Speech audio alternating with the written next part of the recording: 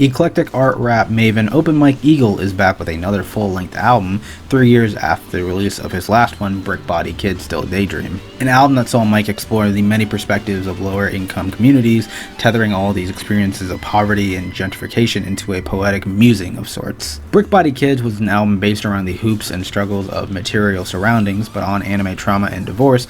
The focus on this album is dedicated towards the hoops and struggles of internalized and personal conflict, and a lot of anime references. If you've heard Mike's music before, you know that he is a super huge pop culture nerd. Superheroes, video games, anime, and even pro wrestling are things that are very integral to Mike. So whenever Mike references these interests in a song, it feels genuine because he was able to make these properties coincide with the theme of the track. The opener, Death Parade, a reference to the anime where people's souls go to a bar after they die, sees Mike talking about a cycle of trauma and how it gets passed down to each person it affects. He even points out how futile it is to point out the cycle because people assume that that alone ends it for some reason. Mike opens up about improving his life as a 40-year-old after a recent divorce on the track Sweatshop Spider-Man, mentioning doing push-ups, finding an apartment, and even questioning why he has to do all this work to improve himself. The track has some laid-back production, and the mantra tattoos, haircuts, gold chains anime serves as like the things Mike uses to find peace in tough times. BUCCIARATI with Kari Fo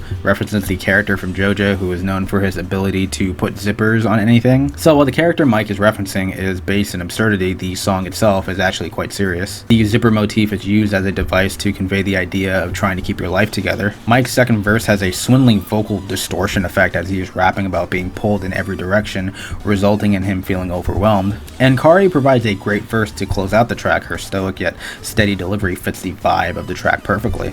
Ass's Bop has booming drums and some vapory textures, as well as a chorus sung from Mike's son. Mike here is describing his blues, feeling trapped in this non-stop feeling of self-loathing, but he is brought back to reality whenever he hears his son sing, which gives the song a sense of loving warmth amidst the self-deprecation. The Edge of New Clothes was the lead single off the album, as well as being featured on the Needle Drop charity project.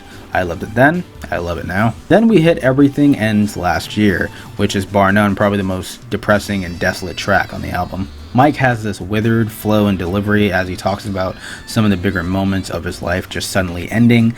There are also sound cuts to really sell that empty feeling. The track Airplane Boneyard follows suit with a downtrodden aura. I like the psychoelectronic whooshing in the background, and I love the continuous kinetic flow that Mike deploys here as he talks about the toll that time and reality took on him while he pursued his high-flying dreams. So yeah, it is definitely some of Mike's most vulnerable material, but that being said, he can also be pretty funny on this album as well. The track Headass Idiot Shinji with Video Day, referencing the fraught pilot from Neon Genesis Evangelion, has a pretty funny refrain, ass on my head, ass on my head, as both MCs rap about their respected introvertness as they constantly doubt themselves.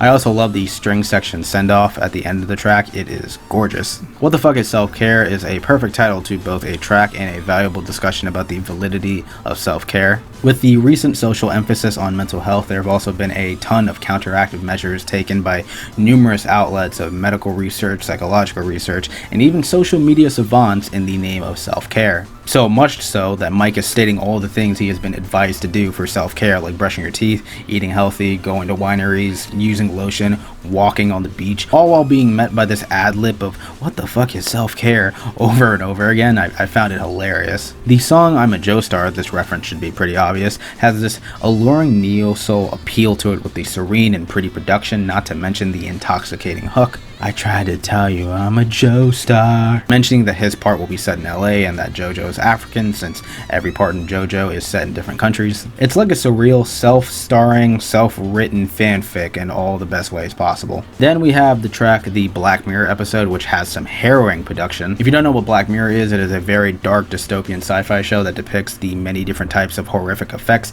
technology has on society. I think the episode Mike is talking about is The Entire History of You, where a guy uses his optic DVRs to find out if his wife was cheating on him, and stating that the show ruined his marriage because the show's depiction of a loving marriage gone haywire is unnervingly realistic, as he yells, "Black Mirror episode ruined my marriage!" I think it goes on for a bit long, but I still liked it. Really, the only track I didn't care all that much about was the closer, which is a wholesome live track with his son about going on a cruise. I do like that loving aspect of the track, but the volume level is so low, and as the track went on, I wasn't really all that into the lyrics or production either. Overall, it's another fantastic Open Mike Eagle record. He has always been a consistent artist, and this album only bolsters that fact. I find it incredible how drastically and thematically different his full-length projects are from each other, but they're all able to retain near identical levels of high quality. I am super excited to hear what he does next. Those are my thoughts. What are yours? Let me know down below, and I will see you on the next video. I'd give it a